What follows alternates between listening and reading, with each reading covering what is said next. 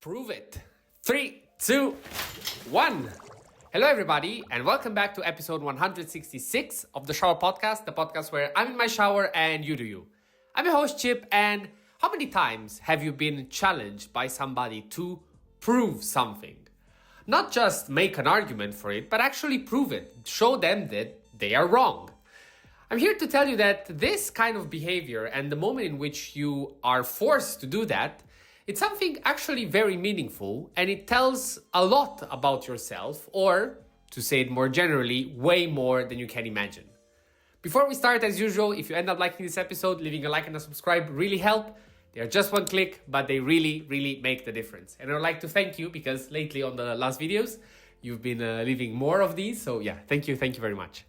So what happened to me that made me do this episode, and why am I also in such a good mood? So two things.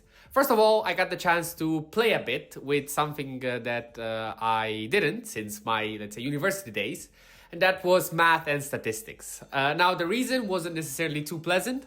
If you want to know why, you should listen to the previous episode, but to cut it short, when opening a box of cards that I bought, the amount of duplicates I was getting started getting a bit tricky.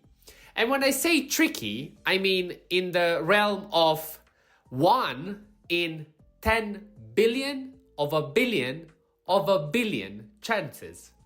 The kind of stuff that you can explain as taking a coin, a regular coin, flipping it, and getting 162 heads in a row. I don't know if you're familiar with statistics, with math, with probabilities, but this kind of stuff, it's even beyond what were the chances that a tiny atom would explode in the universe and we would be here. It's the kind of stuff that you cannot explain. And indeed, what was clear was that, somebody made a mistake, and I hope that I will get a refund on that box because, again, it made absolutely no sense. But this was just my experience, and this was my chance of proving something. I was dealt with a situation. I saw something that, was not necessarily something that I enjoyed. And I was like, okay, let me prove you wrong. And in doing that, I got the chance to actually use a lot of the knowledge that I had from university. Now, in this day and age, it is much easier because, with the latest models that I use from ChatGPT, we were able to have a discussion on what I had in mind, what he proposed, how to do it, if it was right. I double-checked it, and indeed, it made sense. And actually, that kind of situation I kind of liked a lot, so that kind of brainstorming. But the core of today's message is when somebody asks you to prove something in your realm of expertise, or even more generally, in stuff that you are confident about, you know that you can prove that stuff because it's reality, you enter in a state and you show a certain type of power, of presence, of certainty that is key to, let's say, succeeding in your everyday life. What I would like you to try to do and just think about what was the last time when you did that? When was the last moment in which everything was at stake and people around you were just waiting for you to say, yeah, let's wait for him to say something? And as much as you might try to avoid these moments, and as much as we all strive not to be in the center of attention, because when the lights are on you, you have to prove yourself. You have to do something. Again, it's something that you should do because the more you get used to it, the more you build confidence. And again, it's not just the kind of confidence that it's related to a rehearsal. It's not just something that you did over and over again and you're like, I know how to do this, it's no problem, let me show you.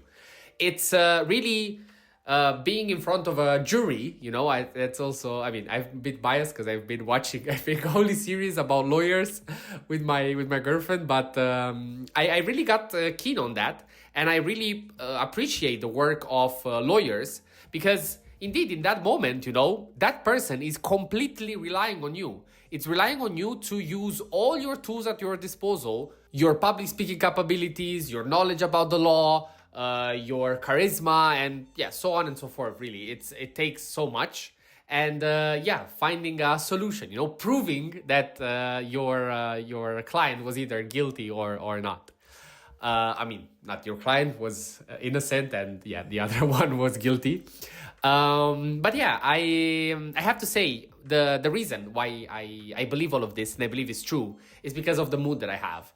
Being in that zone, being in that mindset, crunching the numbers for me. This is, my realm of expertise and what I like. And I realized that if I want to feel like this more on a daily basis, that's what I should follow. I should strive for difficult tasks, problems. I'm lucky enough to work in an environment where these things happen on a daily basis, but at the same time, it's very easy to just resort back to the things that you know how to do, the things that you just, let me do this task because I know how to do it, and not actually going for the hard problems. And in these hard problems, you will find that even though you'll be tired, by the end of the day, you'll feel so satisfied that, it just makes sense.